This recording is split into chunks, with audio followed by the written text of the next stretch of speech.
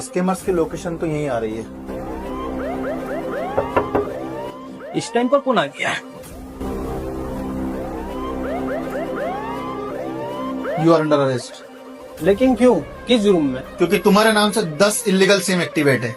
लेकिन सर मेरे पास तो एक ही सिम कार्ड है।